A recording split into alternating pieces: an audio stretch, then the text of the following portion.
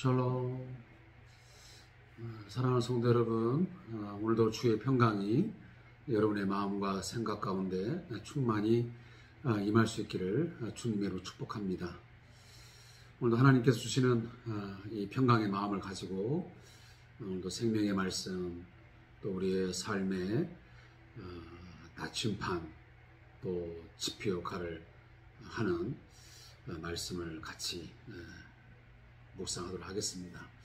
오늘 이 말씀이 여러분의 마음에 잘 새겨져서 그 말씀에 순종할 때에 하나님이 약속하신 그 복을 누리면서 정말 영생을 누리면서 살아갈 수 있었으면 좋겠습니다. 우리 같이 한 마음으로 기도하겠습니다.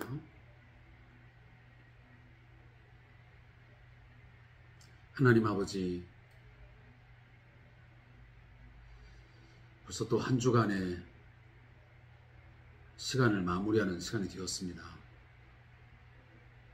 주일 이후로 월요일, 화요일, 수요일, 목요일, 오늘 금요일까지 우리의 신앙의 발자취를 다시 돌이켜봅니다. 우리의 모든 말과 우리의 행위들, 우리의 삶 전체가 하나님이 기뻐 받으시는 사한 제사요, 하나님의 마음을 흡족하게 해드리는 귀한 것들로 삼아야 되는데 그러하지 못했던 우리의 삶을 다시 한번 십자가 붙들고 십자가 은혜 구하며 사죄합니다. 용서하여 주시옵소서. 우리를 죄악대로 보응하지 말아 주옵시고 하나님 아버지 긍휼을 베푸사 저에게 새로운 기회를 주시고 새로운 삶으로 이끌어 주시옵소서. 오늘도 귀한 말씀 아버지 하나님 잘 읽고 이 말씀 한 구절 한 구절을 통하여 우리의 마음에 큰 깨달음 있게 하시고 은혜에 감사하며 또 회개하며 새 삶을 작정하고 또 계획하는 귀한 시간 되게 하옵소서. 예수님의 이름으로 기도합니다. 아멘. 자, 하나님 말씀은 에레미야 36장 1절부터 같이 말씀을 읽겠습니다. 에레미야 36장 1절부터 19절까지의 말씀 읽겠습니다. 우리 같이 말씀을 읽겠습니다. 유다의 요시야 왕의 아들 여호야김 제4년에 여호와께로부터 에레미야에게 말씀이 임하니라. 이르시되 너는 두루마리 책을 가져다가 내가 네게 말하던 날 곧 요시야의 날부터 오늘까지 이스라엘과 유다와 모든 나라에 대하여 내가 네게 일러준 모든 말을 거기에 기록하라. 유다 가문이 내가 그들에게 내리려 한 모든 재난을 듣고 각기 악한 길에서 돌이키리니 그리하면 내가 그 악과 죄를 용서하리라 하시니라. 이에 에레미야가 네리야의 아들 바룩을 부르매 바룩이 에레미야가 불러준 대로 여호와께서 그에게 이르신 모든 말씀을 두루마리 책에 기록하니라. 에레미야가 바룩에게 명령하여되 나는 붙잡혔으므로 여호와의 집에 들어갈 수 없으니 너는 들어가서 내가 말한 대로 두루마리에 기록한 여호와의 말씀을 금식일에 여호와의 성전에 있는 백성의 귀에 낭독하고 유다 모든 성읍에서 온 자들의 귀에도 낭독하라. 그들이 여호와 앞에 기도를 드리며 각기 악한 길을 떠나리라. 여호와께서 이 백성에 대하여 선포하신 노여움과 분이 크니라. 네리야의 아들 바룩이 선지자 에레미야가 자기에게 명령한 대로 하여 여호와의 성전에서 책에 있는 여호와의 모든 말씀을 낭독하니라. 유다의 요시야 왕의 아들 여호야김의 제5년 9월에 예루살렘 모든 백성과 유다 성읍들에서 예루살렘에 이른 모든 백성이 여호와 앞에서 금식을 선포한지라. 바룩이 여호와의 성전 윗뜰 곧 여호와의 성전에 있는 새 문 어귀 곁에 있는 사반의 아들 서기관 그마리아의 방에서 그 책에 기록된 에레미야의 말을 모든 백성에게 낭독하니라. 사반의 손자요 그마리아의 아들인 미가야가 그 책에 기록된 여호와의 말씀을 다 듣고 왕궁에 내려가서 서기관의 방에 들어가니 모든 고관 곧 서기관 엘리사마와 스마야의 아들 들라야와 악볼의 아들 엘라단과 사반의 아들 그마리아와 하나냐의 아들 시드기야와 모든 고관이 거기에 앉아 있는지라. 미가야가 바룩이 백성의 귀에 책을 낭독할 때에 들은 모든 말을 그들에게 전하매 이에 모든 고관이 구시의 증손 셀레미야의 손자 느다냐의 아들 여후디를 바룩에게 보내 이르되 너는 백성의 귀에 낭독한 두루마리를 손에 가지고 오라. 네리야의 아들 바룩이 두루마리를 손에 가지고 그들에게로 오니 그들이 바룩에게 이르되 앉아서 이를 우리 귀에 낭독하라. 바룩이 그들의 귀에 낭독하매 그들이 그 모든 말씀을 듣고 놀라 서로 보며 바룩에게 이르되 우리가 이 모든 말을 왕에게 아뢰리라. 그들이 또 바룩에게 물어 이르되 너는 그가 불러주는 이 모든 말을 어떻게 기록하였느냐 청하노니 우리에게 알리라. 바룩이 대답하되 그가 그의 입으로 이 모든 말을 내게 불러주기로 내가 먹으로 책에 기록하였노라. 이에 고관들이 바룩에게 이르되 너는 가서 에레미야와 함께 숨고 너희가 있는 곳을 사람에게 알리지 말라 하니라. 아멘. 자, 오늘 먼저 36장 1절부터 10절 말씀까지의 제목을 함께 보겠습니다. 두루마리에 기록한 여호와의 말씀입니다. 자, 이 본문은 이렇게 요약할 수 있습니다.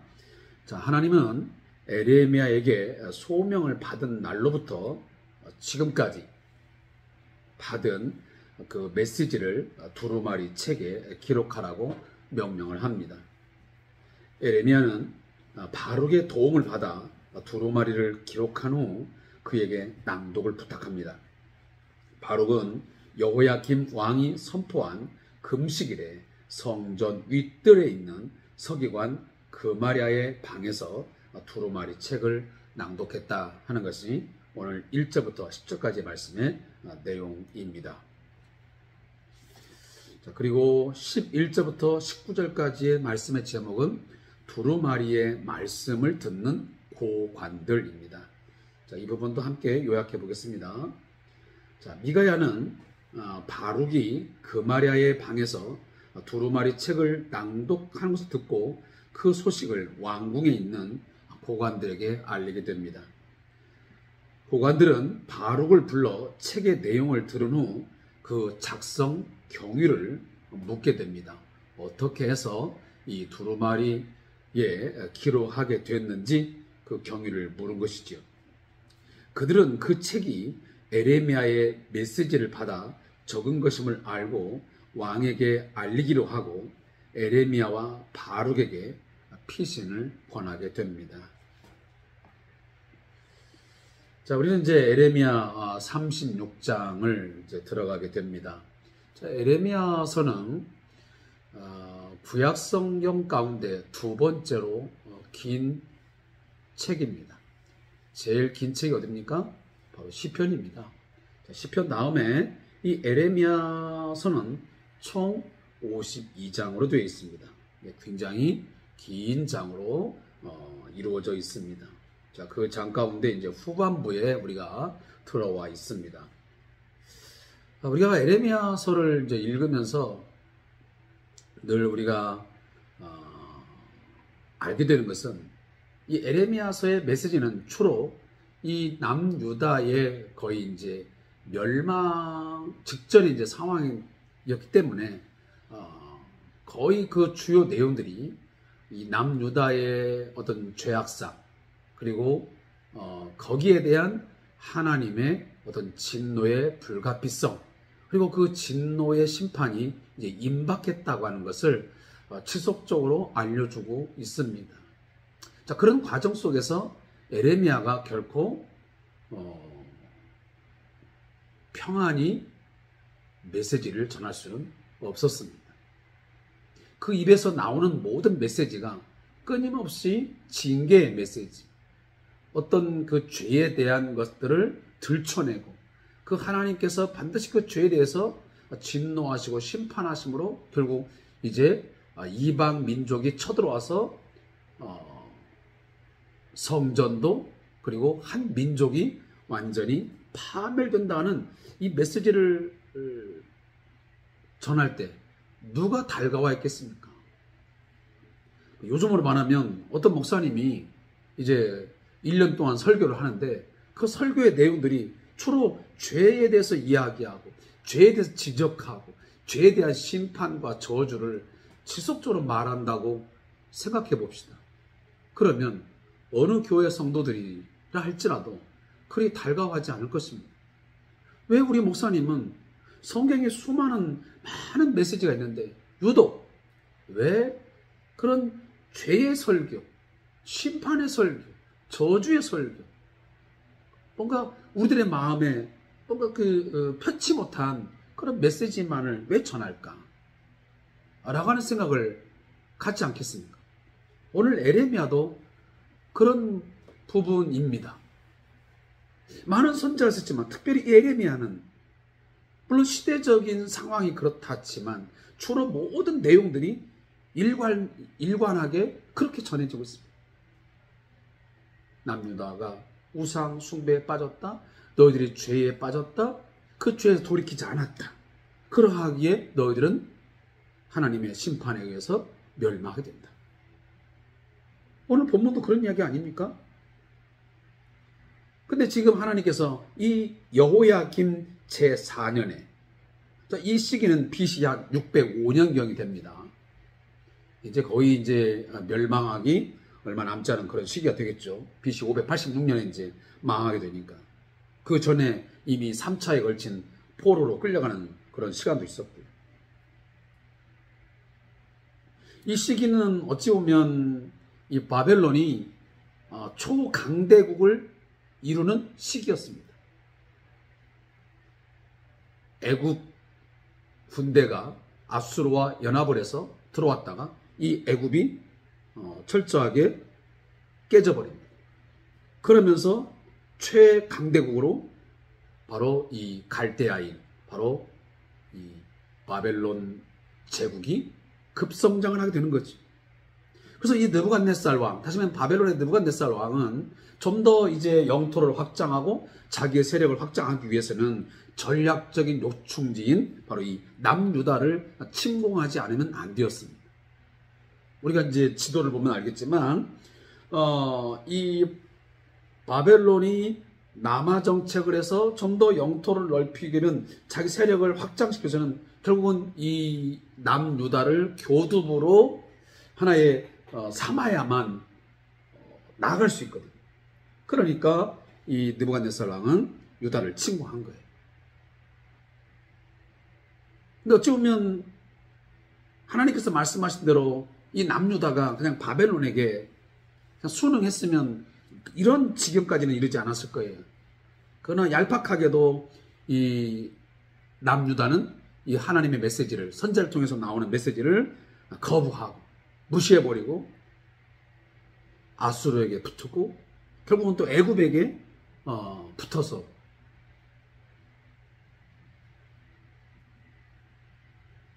자신들의 어떤 안정을 취해보려고 하다가 이런 일을 다 하게 되는 거예요. 우리가 이미 알잖아요. 요시야라고 하는 이 지금 나오는 이 여호야김 전에 이 요시야 왕이 어떻게 죽었습니까? 결국은 이 연합군의 전쟁에 같이 참가했다가 이 무기토 전투에서 결국은 죽임을 당했잖아요. 자, 그 이제 상황 속에서 다시 말해 바벨론이 가장 강력한 어떤 이제 제국으로서 힘을 쓰는 그 시기에 하나님께서 에레미야에게 두루마리 책에다가 뭔가를 기록하랍니다. 그 내용이 뭐냐면 네가 요시야의 날부터 처음에 네가 소명을 받아 선자로 활동할 때부터 지금까지 했던 모든 그 알려준 말들을 그 책에 기록해라. 그리고 그 말을 뭐 해라? 낭독해라. 근데 그 내용이 다 뭐였습니까? 남유다의 악과 죄에 대한 이야기고 그리고 그 때문에 재난을 당한다는 이야기였습니다. 자, 그러면 그 이야기를 듣고 뭐 하기를 바랬던 거예요? 유다 백성들이 하나님의 그 메시지를 듣고 죄를 뉘우치고 돌이키기를 원했던 거예요. 결국은 그 기대가 다 무너져 버렸습니다. 기대에 어긋났다 그 말이에요. 하나님은 그러한 것들을 기대하고 에레미야에게 두루마리 책에다가 기록을 해서 들려주라고 했는데 그 들려준 메시지가 아무런 효과가 없던 거죠. 자, 오늘 본문에도 보면 그래서 이 성전에 있는 백성의 귀에 낭독하고 유다 모든 성읍에서 온 자들의 귀에도 낭독해라. 그러면 여호와 앞에 기도를 드리며 각기 악한 길을 떠나리라. 여호와께서 이 백성에 대하여 선포하신 노여움과 분이 크니라. 하나님의 그 노여움과 분이 너무 크기 때문에 빨리 이 말씀을 기록해가지고 낭독해서 돌이켜야지, 그렇지 아니하면 이건 엄청난 그런 재난을 겪을 것이 뻔하기 때문에 이 이야기를 하나님께서 말씀하신 거예요. 그래서 오늘도 9절에 보니까 유다의 요시야 왕의 아들 여호야김의 제5년 9월에 예루살렘 모든 백성과 유다 성읍들에서 예루살렘에 이른 모든 백성이 여호와 앞에서 금식을 선포. 다시 말하면 금식이 선포되는 바로 그때에 이 여호와의 말씀이, 바로 심판의 메시지, 이 재난에 대한 메시지가 선포된 거예요. 우리가 이미 알고 있지만 이 여호야김의 제5년은 BC 약 604년경 이때가 되겠죠. 왜냐면 아까 여호야김 제4년은 BC 605년경이에요. 그러니까 지금 이 제5년은 BC 604년이 되는 거죠. 이때는 이미 그 바벨론의 1차 침략이 일어난 다음에 했어요. 그렇기 때문에 이제 바벨론이 또다시 침공할까봐 전 국가적인 금식을 선포하게 되었던 겁니다. 여호야김이 이미 한번 바벨론의 침략을 받아가지고 엄청난 피해를 봤거든요. 그때 끌려간 게 바로 이 다니엘이 끌려갔잖아요. 두 번째는 에스겔이 끌려가고, 이처럼 엄청난 이제 한번 그 충격을 받고 나니 하나님 앞에 금식을 선포하고 왕까지 이제 한제 금식을 참여하는 그런 일이 이제 오늘 있게 된 겁니다. 그래서 오늘 보면 이 9절 10절에 이런 상황 속에서 여호와의 말씀이 선포됐다 하는 이야기를 하고 있습니다.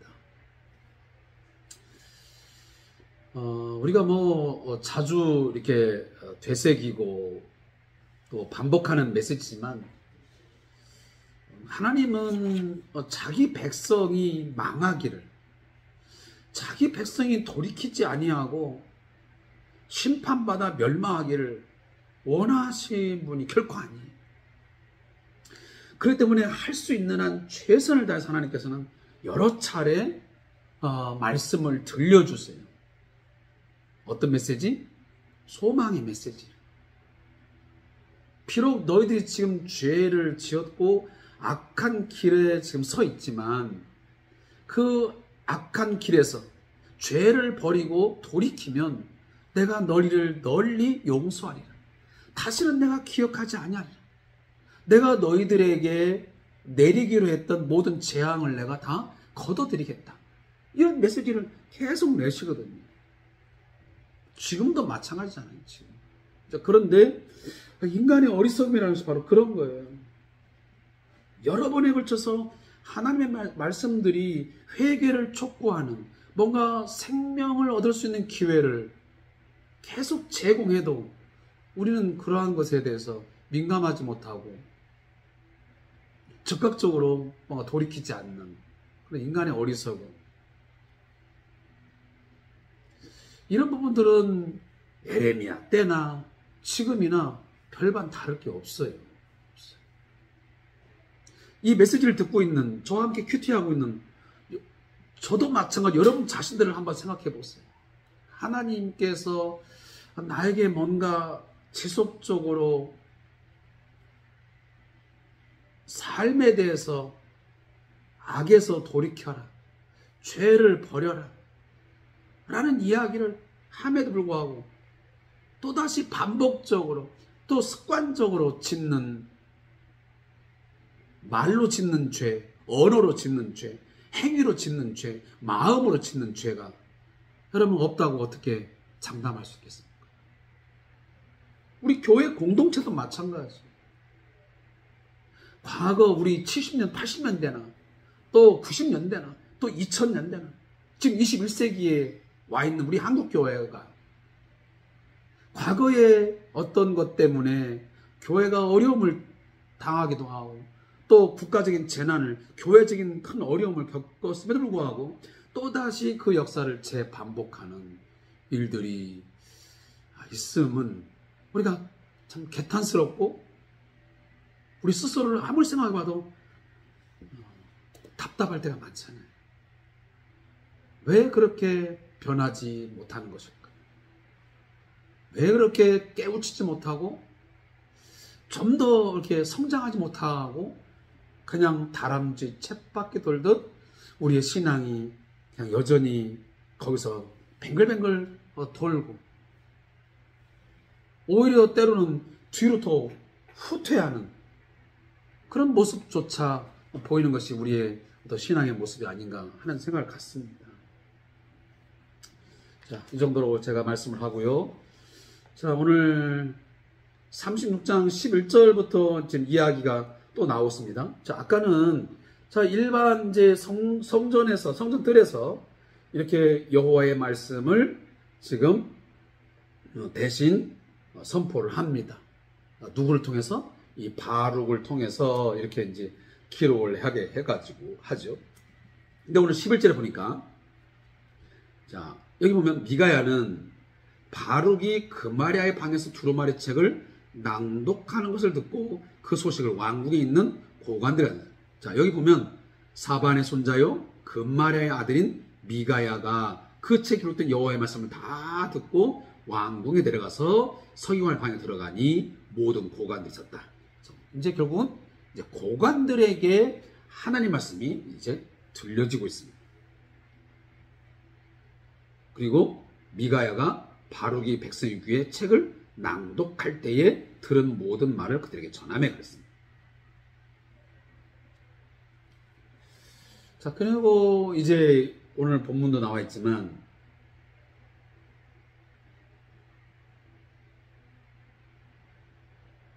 이 고관들이 묻습니다. 내가 이 메시지를 가만히 들어보니 굉장히 충격적이고 정말 엄중한 그런 메시지들인데, 그리고 우리 시대적인 것들을 너무 잘 파악하고 있는 아주 귀한 그런 내용인데, 정말 무서운 내용들인데 이런 것들을 도대체 어떻게 기록하느냐, 우리에게 좀 제발 알려달라 라고 말하니까 바룩이 대답합니다. 그가, 다시면 에레미야죠. 시위대 뜰에 갇혀있는 그 에레미야가 그의 입으로 이 모든 말을 내게 불러주기로, 나는 에레미야가 불러주는 대로 내가 먹으로 내가 책기록했다. 여러분, 뭐 지금이야 이렇게 종이가 굉장히 발달되어 있지만 예전에는 다 어디다 기합니까? 이 두루마리는 그 파피루스가 이제 하나의 종이 역할을 하는 거죠. 여러분, 파피루스가 이제 뭐냐라고 할 때 제가 영상이 없어서 지금 보여주었는데, 여러분 인터넷 보면 이 파피루스라고 치면 이 그 파란 녹색의 그 줄기가 있는 그 풀이 있습니다. 이건 고대 그 이집트에 나는 그런 나일강에 나는 그런 이제 줄기인데, 이것을 갖다가 주로 이 그리스 때부터 이 로마 제국 때까지 주로 방석을 만들거나 또 종이로 써서 거기다가 글을 쓰는 그런 용도로 사용을 했습니다. 그래서 하나님께서 지금 이 두루마리라고 할 때는 이 파피루스나 양피지를 이어 만든 그 두루마리에다가 지금 이 내용을 다 쓴 거죠. 우리 옛날에 이 사료들을 보면, 구약성의 사본들 보면 거의 다 대부분이 이제 파피루스나 이 양피지가 두루마리로 돼가지고 쓰여진 것들은 이제 이렇게 모아가지고 쓰여진 것들이 바로 구약 성경의 내용들이잖아요. 뭐 지금처럼 이렇게 좋은 뭐 책으로 만들어진 것이 아니었습니다. 결국은 이 지금 들려지는 모든 메시지가 바룩이 임의적으로 써서 낸 이야기가 아니고 이것은 하나님께서 에레미야를 통해서 주신 그런 심판의 메시지요, 엄중한 무서운 그런 내용임을 오늘 본문에서 이야기를 해봅니다. 그랬더니 이 고관들이 하는 말이 너는 가서 에레미야와 네가 빨리 숨어라. 왜? 이 내용이 왕에게 알려지거나 이것이 뭔가 문제가 되면 너희들 이 메시지 때문에 아마 죽음의 위협이 있을 수 있으니 빨리 뭐 하라고요? 피신하라.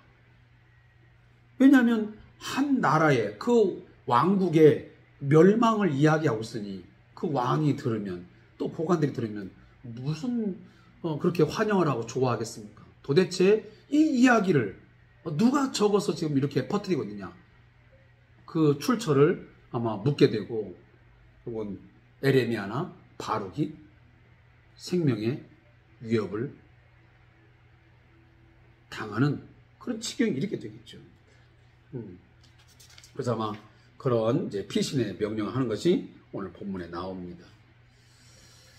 사실 여기 보면 뭐 에레미야도 마찬가지고 바룩도 이제 그 에레미야의 어떤 서기관 역할을 하는 사람이 바로 바룩이거든요. 우리도 뭐 어떤 회의에 가면 서기가 있잖아요. 그 서기 역할을 하는 게 바룩이에요. 근데 이 바룩이 하는 걸 보면 성경을 쓰고 또 뭔가를 낭독하고 이런 일을 하는 것이 쉬웠겠습니까? 어려운 시대예요. 뭐 지금도 마찬가지지만 뭐 축복의 설교, 뭐 좋은 말 하는 거야 누구나 할 수 있습니다. 그러나 죄에 대해서 설교를 하고 심판의 메시지를 전하고 하는 것은 모든 사람들이 결코 원하기보다는 피하고 싶은 메시지죠.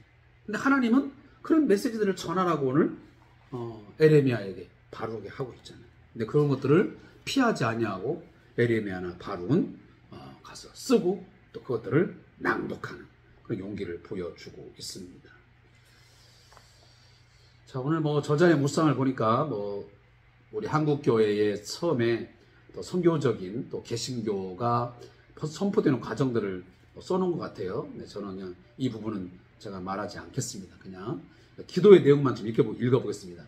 믿음과 용기를 주신 하나님, 세상의 유혹과 시험, 두려움과 환난을 이길 수 있는 믿음을 주시고 무엇보다 복음을 담대히 전할 수 있는 용기를 주소서. 제가 금방 말했던 메시지의 많은 부분들을 함축한 그런 내용 같습니다. 기도하겠습니다. 하나님, 오늘 우리 에레미야서의 이제 거의 마지막 부분들을 묵상해 가고 있는데 이 메시지를 통해서 한국 교회가 또 우리 자신 한 사람 한 사람이 반드시 꼭 들어야 되는 이 말씀을 듣고 꼭 돌이켜야 되는 말씀임을 다시 한번 깨닫게 해 주시옵소서. 평안하다, 평안하다, 아무 일 없다, 잘하고 있다, 이런 메시지가 아닌 잘못하고 있다, 잘못되어 가고 있다, 이렇게 가다가는 하나님의 진노의 심판에 의해서 큰 일을 당하게 된다 라고 하는 이러한 절박한 이 심판의 메시지를 우리 모두가 듣게 해 주시옵소서. 오늘날 많은 우리 교회 안에서 또 믿지 않는 자들이 시대를 향하여 말하기를 종말이 다가왔다, 세상의 끝이 왔다, 이렇게 이야기하고 있는데 하나님, 이러한 소리들을 그냥 한 귀로 듣고 한 귀로 흘러버리지 말게 하시고 오늘 남유다의 정말 종국에 가서 이 메시지가 전해진 것처럼 오늘 이 말씀이 우리에게 꼭 필요한 말씀, 우리가 들어야 하는 말씀, 회복의 메시지로 다가오게 해 주시옵소서. 예수님의 이름으로 기도합니다. 아멘.